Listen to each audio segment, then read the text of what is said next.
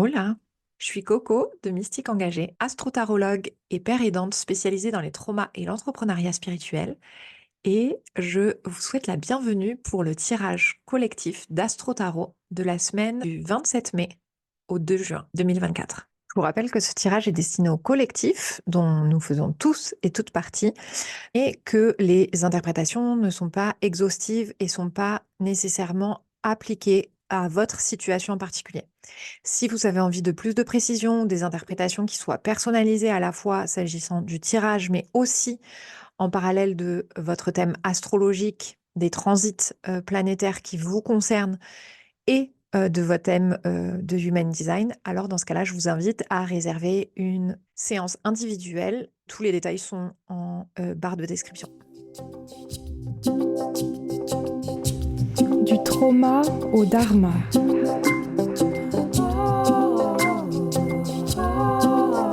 Le podcast pour s'élever soi et ses prochains.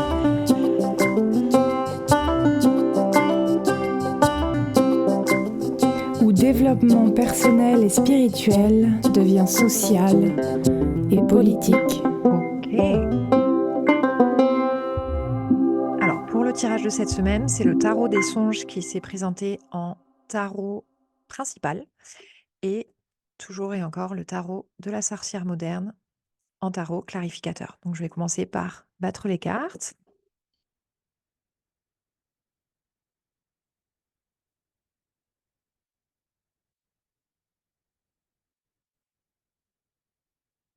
Je crois que c'est la première fois que j'utilise ce tarot pour le tirage collectif.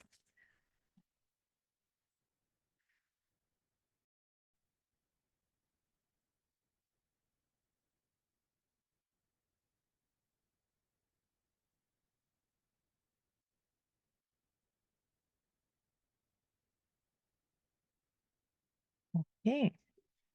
Ah, le 5 de pentacle en énergie sous-jacente et je vais prendre la carte du bas.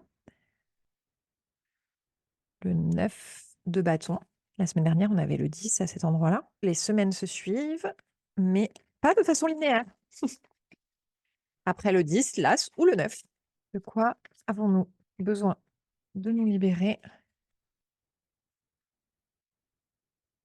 De quoi avons-nous besoin de nous libérer?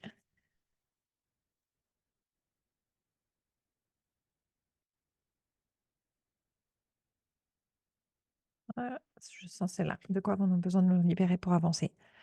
Le chariot.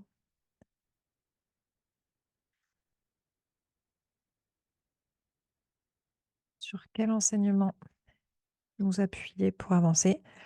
Oh, le 7 de denier, le 7 de pentacle et le 7 de bâton.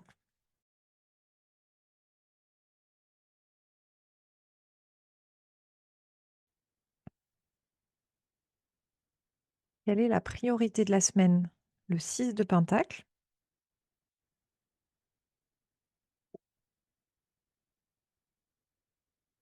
Le prochain acte à poser, le soleil. Et si je me rappelle bien, la semaine dernière, c'était la lune qui était ici, donc l'arcane 18. Donc on était dans la confusion, là, la clarté arrive. Et un conseil de nos guides.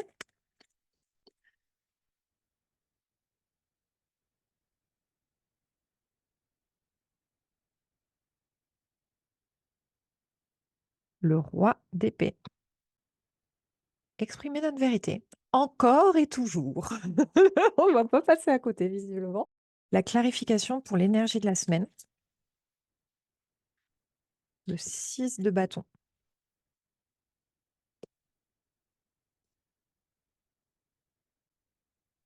La clarification sur ce dont on a besoin de se libérer.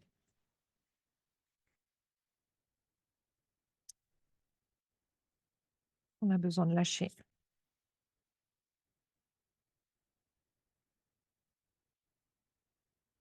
Alors, la reine de pentacle.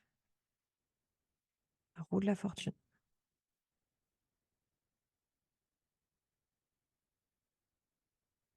La clarification sur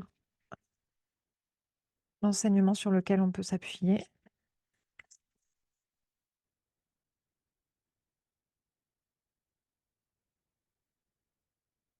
de la clarification. Ah, le 6 de Pentacle. Oui. Ah, et il y en a une seconde. Le roi de Pentacle. Hop là.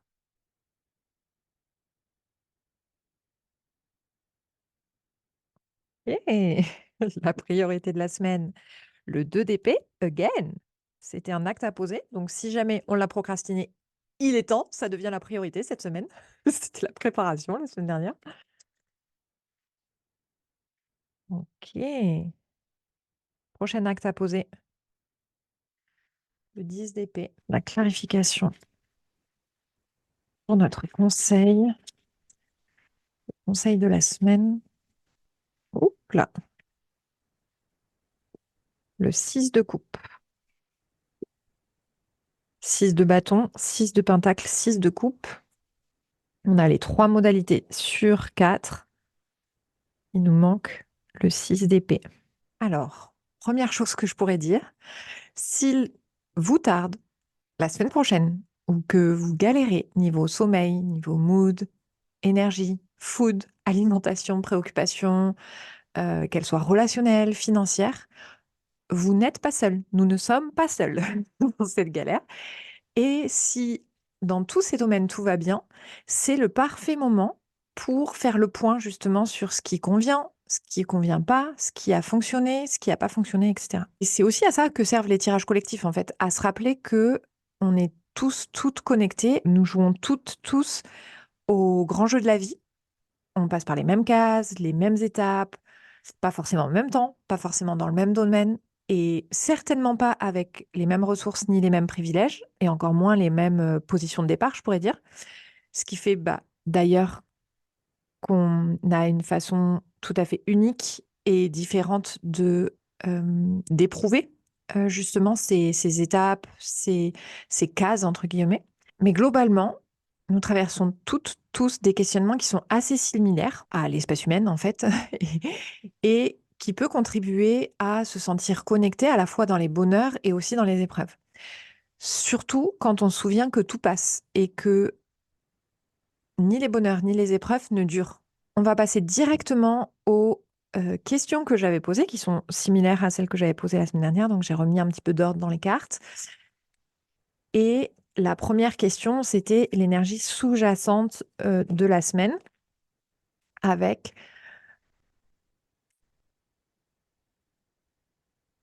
le 9 de bâton. La semaine dernière, on avait le 10 de bâton à cette place-là. Et c'est un peu les prémices, c'est-à-dire qu'il y a une forme d'épuisement qui est en train de se dessiner, en tout cas une posture de vigilance, de défense, de peur de perdre ce qui a été acquis à la sueur du front. Et en même temps, dans cette carte, il y a aussi une résilience, on pourrait dire une forme de force persévérante qui sera certainement bien utile pour cette semaine. Voilà. Avec ça, avec le 9 de bâton, on avait le 5 de pentacle, ou le 5 de denier, qui était déjà présent en double la semaine dernière. Ce qui me fait dire que les préoccupations matérielles, qu'elles soient liées au corps, au sommeil, à l'alimentation, à la maison, au travail ou à l'argent, ou tout ça en même temps d'ailleurs, semblent pas vraiment être résolues et être placées encore au cœur des préoccupations de cette semaine.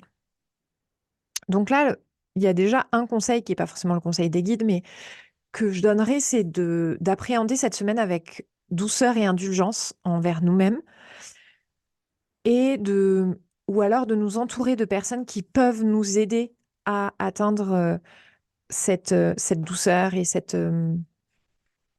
indulgence.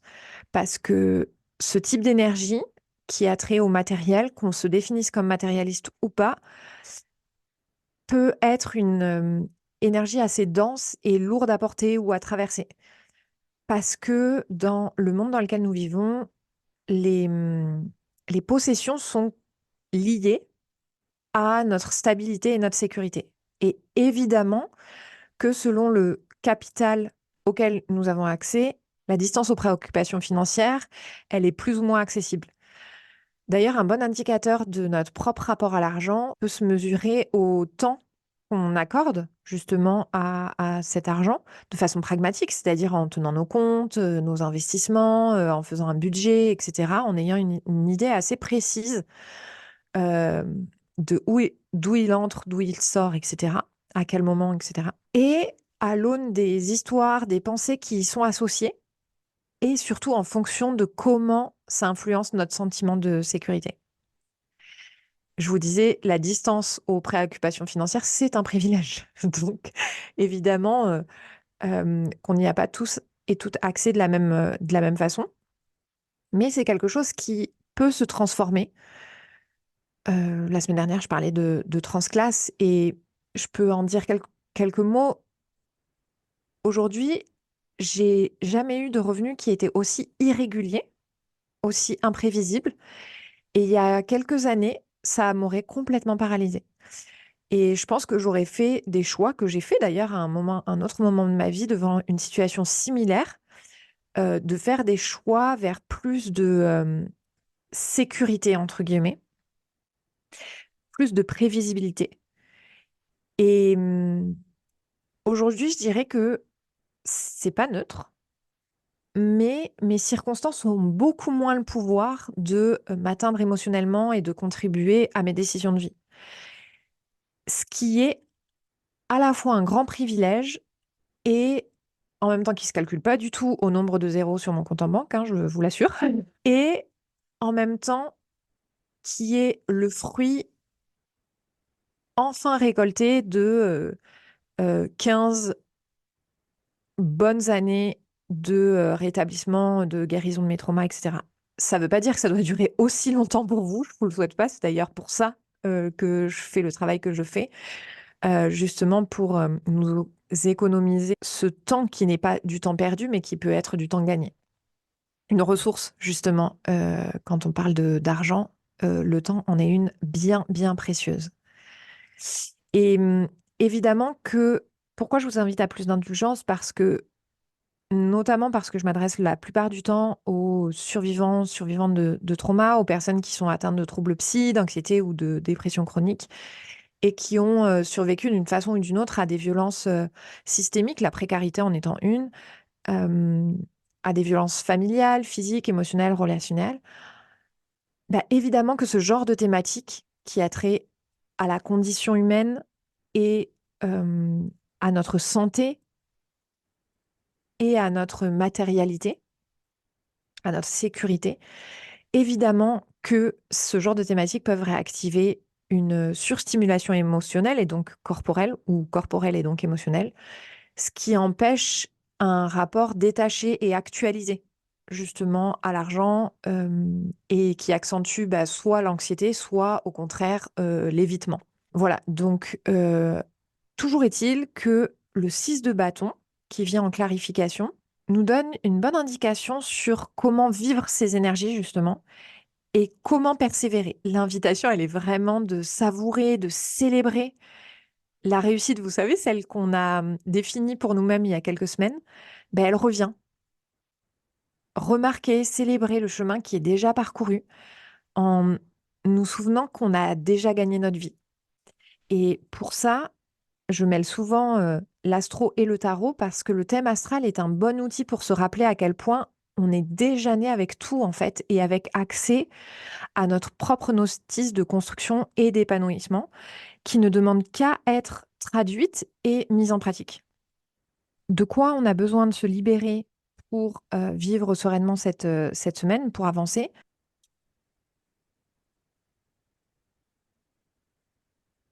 On a la carte du chariot, qui est un autre arcane majeur, l'arcane majeur 7, qui indique que nous avons besoin de nous libérer du contrôle, justement de ce besoin de prévisibilité ou de la prédominance de la stratégie sur l'énergétique ou inversement, de l'énergétique ou du spirituel sur le pragmatique.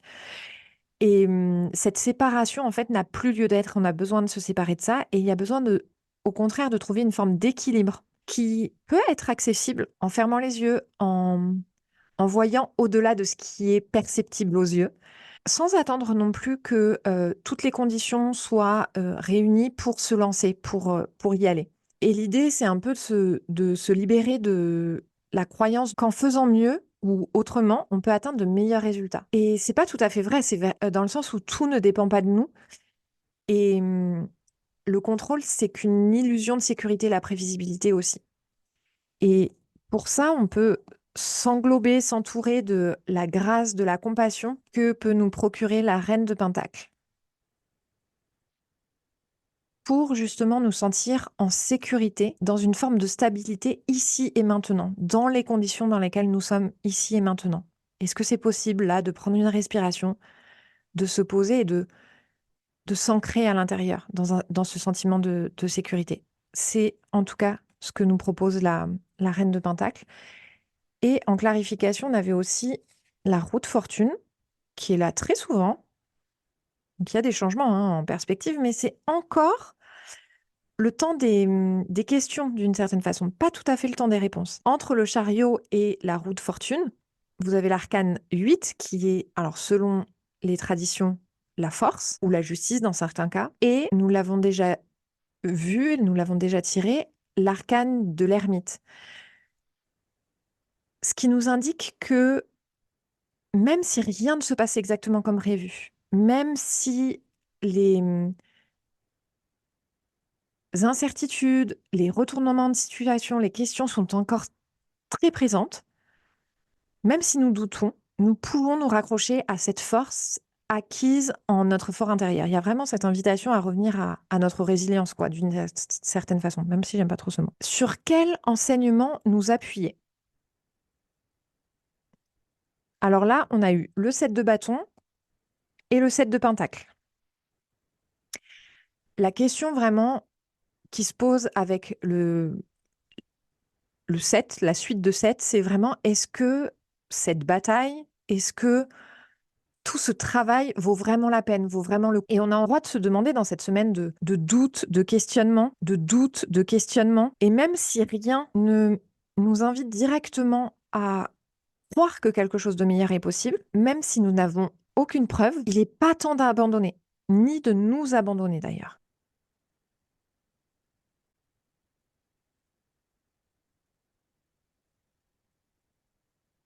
Et on est vraiment les seuls à pouvoir décider de combien cette situation nous coûte à la fois émotionnellement, financièrement, mentalement, et d'admettre et de reconnaître tout le chemin parcouru justement pour y retrouver la force de continuer.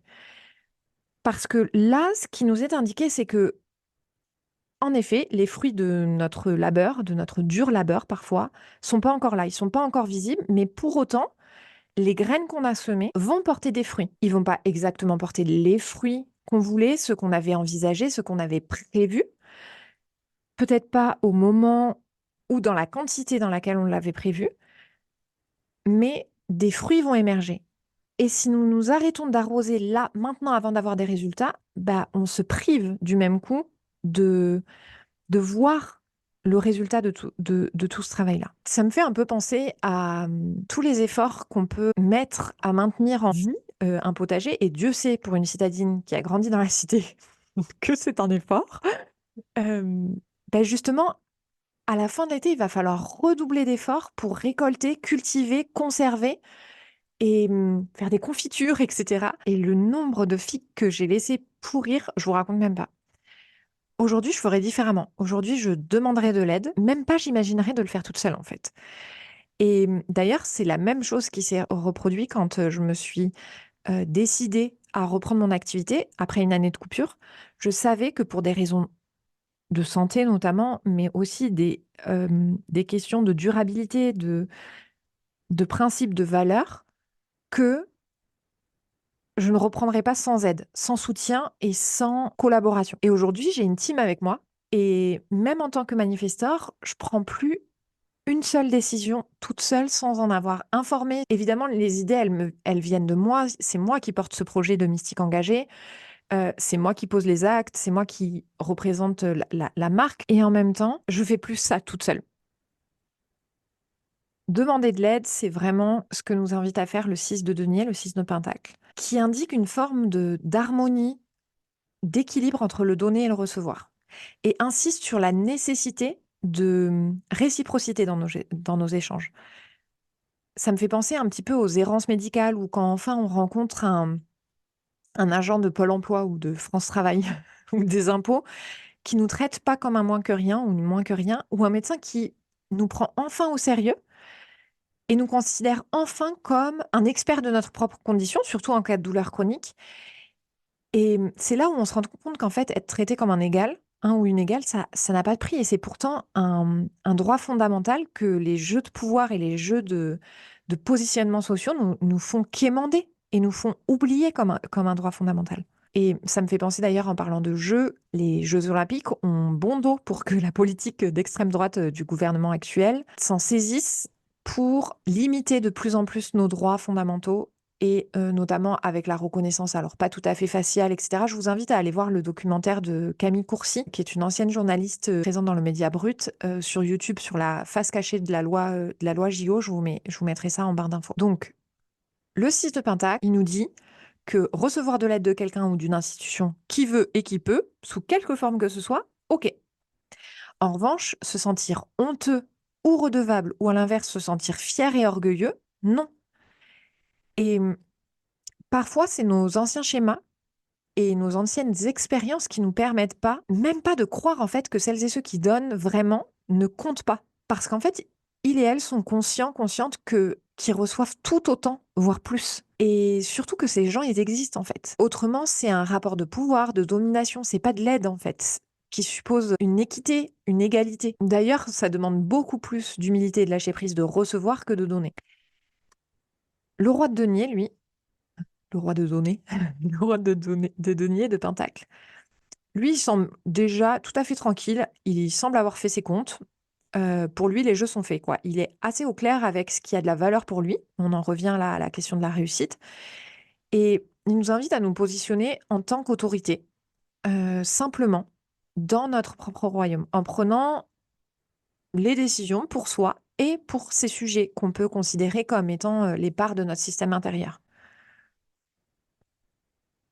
Demandons de l'aide. Alors, quelle est la priorité de la semaine? Je vous le donne dans le mille. Le 6 de denier. Again. Ça doit pas nous coûter, en fait, de continuer ce projet long terme ou cette situation. Ce qui nous procure du doute. Persévérer, oui, mais pas à n'importe quel prix quand même. Et avec ce 6 de denier qui revient 2 fois, il est de toute évidence question à la fois de limite, d'équilibre, mais aussi de demander et recevoir de l'aide ou bien de la donner. Mais une aide qui soit adaptée, qui soit ajustée et qui permette de restaurer entre nous une forme de justice, d'équité, justement. Si j'ai en abondance, je redistribue, et si j'ai peu, je reçois, sans honte ni orgueil. Et surtout, je fais aucun compromis pour accepter autre chose que ce dont j'ai besoin. Et ça vient déjà par le fait d'accepter qu'on a des besoins. Et je vous assure que ça n'est pas chose facile, notamment quand on a subi des abus narcissiques ou de la négligence. Et qu'on se dit que c'est parce qu'on avait des besoins d'affection, de validation, etc., qu'on a souffert en fait. Donc demander, recevoir de l'aide ou la donner. Et la redistribution, elle n'est pas forcément... elle ne se fait pas dans un cercle fermé. On peut très bien recevoir d'une personne ou d'une institution et redistribuer par ailleurs. Et, et là, l'équité est maintenue, la justice est maintenue, le juste est maintenu. Et l'idée, c'est de pas accepter ni des miettes, ni des mieux que rien, en fait. Et là, le 2 de denier, qui était déjà présent la semaine dernière, il était présent, me semble-t-il, comme un acte à poser, et là, il revient comme priorité cette semaine. Et certainement que pour donner, recevoir, ce qui est juste, il nous sera demandé de prendre une décision. Visiblement très inconfortable, mais une décision qui aille dans le sens de notre vérité, de notre intuition, symbolisée là par la lune. Et cette décision, elle supposera toujours l'acceptation du deuil de ce qui n'a pas été choisi. Au moins pour une part de nous. Peut-être pas pour toutes, mais au moins pour une part de nous. Et une chose est sûre, c'est que cette position, elle n'est pas tenable sur le long terme. C'est une sorte de conflit intérieur. Je vous mets au défi, en fait, de rester bras et... je pense que c'est un truc de torture, ça. C'est pas possible. Dans les écoles de torture, là, il y a des documentaires sur Netflix que j'adore regarder. les écoles de conversion ou enfin, les trucs que les Américains, là, ils ont inventés, là, pour revenir dans la morale, dans le bon. Je suis sûre que ça peut être utilisé comme un outil de torture de rester les bras croisés avec une épée et les jambes croisées. L'enfer. L'enfer. Non, merci. Donc, il y a peut-être une phase de conflit, justement, ou de divergence. Mais quoi qu'il en soit, cette phase ne durera pas non plus. Lâcher le contrôle ou la perfection pour que la roue tourne. Le prochain acte à poser, lui, c'est le soleil, donc l'arcane majeur du 19. Et il me semble que c'était la lune qui était positionnée là la semaine dernière. Donc, le soleil nous indique que la clarté, l'innocence, la joie, l'optimisme vont revenir. Aucun doute là-dessus, aucun. Et nous allons renaître de cette épreuve qu'elle date de cette semaine ou qu'elle soit beaucoup plus ancienne et qu'elle ait été réactivée. Cette carte nous montre un grand potentiel à la fois de stabilité, mais aussi de nouvelles opportunités, de nouvelles perspectives. Et le fait qu'elle apparaisse là dans l'acte à poser me fait simplement dire que c'est certainement de cette prochaine action que la clarté, la nouvelle opportunité, la réjouissance émergera. Et n'oublions pas que le prochain acte à poser, ça sera le bon en fait. Il y a pas de mauvais prochain acte à poser, il n'y a pas de parfait acte à poser non plus. Et ce qui me vient par rapport au soleil et l'accessibilité dans le fait de poser un acte, de se souvenir que avant d'être les enfants de nos parents, etc., on est aussi les enfants de la vie, de Dieu, de l'univers d'une certaine façon. Et on peut se laisser aimer et porter par la vie, au-delà de toute illusion de ce qui serait bon ou mauvais. Et dans le pardon aussi, c'était la carte du jugement qui nous invitait à ça la semaine dernière. Et justement pour connecter à cette conscience, à ce plus haut potentiel qui est là, hein, qui est présent dans ce tirage cette semaine, on peut se demander qu'est-ce qu'un enfant insouciant, justement, sans peur, plein d'insouciance ferait? Qu'est-ce qu'une personne qui a déjà gagné sa vie ferait? Qu'est-ce qu'une personne qui ne se pose plus la question de sa légitimité ou de sa réussite ferait? Qu'est-ce qu'une personne qui s'aime inconditionnellement ferait? Qu'est-ce qu'une survivante ou une accompagnante qui vit déjà la vie de ses rêves ferait? Agir comme si on y était déjà, comme si cette relation réjouissante, équilibrée, cette maison au bord de l'eau, ce travail aussi épanouissant qu'enrichissant existait déjà et qu'il nous suffisait juste de le réclamer.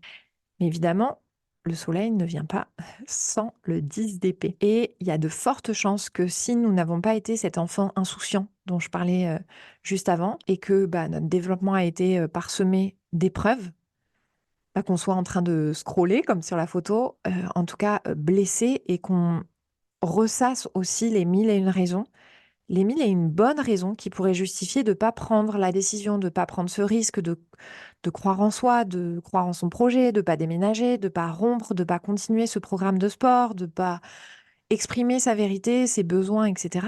Au final, de ne pas s'émanciper. La peine, elle est réelle. Mais le soleil, lui aussi, est réel et il se lève tous les jours. C'est une façon aussi de nous rappeler que demain est un nouveau jour et que surtout avec le 10 d'épée, c'est que l'épuisement, la trahison, la désillusion sont derrière nous. Et finalement, les déceptions, les rejets, les trahisons sont en quelque sorte toujours des cadeaux qui sont déguisés pour nous montrer le vrai, en fait, le vrai état des choses et nous permettre de repartir du bon pied, si on peut dire, avec plus de cartes en main, pour faire de vieux jeux de mots. Et c'est une façon aussi de nous rappeler que le 10, c'est pas une fin en soi. Il invite à continuer vers la maturité du roi, justement, qui est juste là, mais aussi de revenir à l'as. Après le 10, l'as revient. Et de revenir à notre vérité première. Et ça me fait penser à une citation de Bell Hooks qui dit que le cœur de la justice, c'est de dire la vérité, nous voir nous et le monde tels que nous sommes, plutôt que comme on souhaiterait qu'il soit.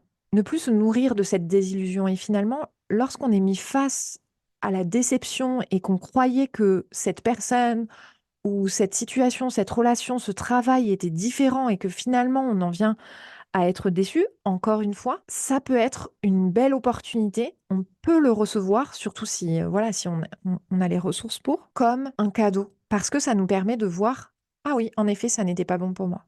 Et le conseil pour cette semaine, en parlant de vérité justement, bah, c'est de dire la vérité tout simplement, sa vérité. Et le roi d'épée, lui, il nous invite à nous raccrocher à la richesse, la sagesse et à la connaissance en fait que nous confèrent nos expériences. Il est très lié, je trouve, à la reine d'épée qui a tout vécu et qui a survécu à tout et qui tient sa sagesse, sa connaissance, son expérience aussi de la solitude que suggère sa transformation intérieure. Et c'est vrai que bah, on est vraiment les seuls à ressentir comme on ressent en fait, à vivre exactement ce qui se passe dans notre tête, dans notre corps, même si on est en relation, ce qui se passe en nous, on est les seuls vraiment à pouvoir le ressentir. Et cette solitude, elle peut être vertigineuse en même temps qu'elle peut nous donner, nous conférer une indépendance et une grande autonomie. Le conseil, c'est vraiment de compter sur nous, d'être notre roc assertif, décisif, qui n'hésite pas à se battre pour ses idéaux, au risque même de paraître bah, distant ou froid ou dans l'expression bah, de ses besoins et de ses désirs. Et le 6 de coupe,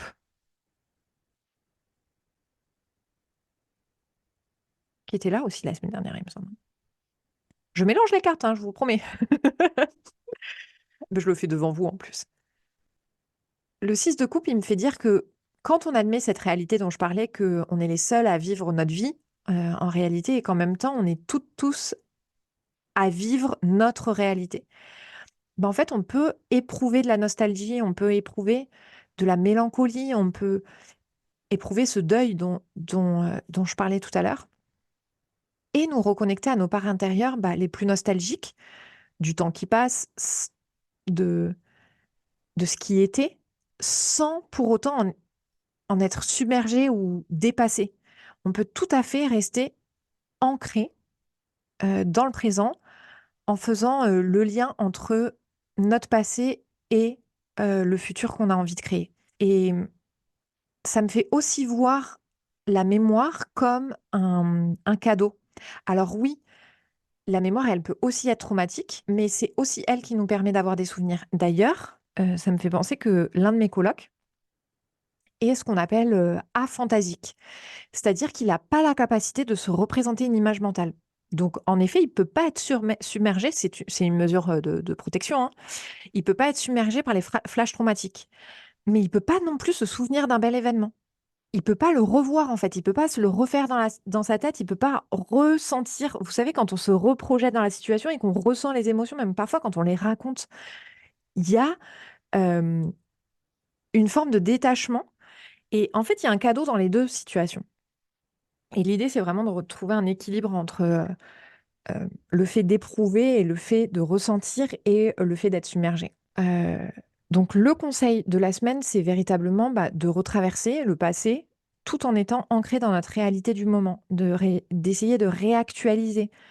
Oui, j'ai déjà demandé de l'aide, oui, j'ai déjà été dans une situation compliquée et j'ai été déçue, j'ai été trahie, on a utilisé cette situation pour prendre du pouvoir sur moi. Oui, mais c'est pas parce que ça a été comme ça que ça le sera toujours.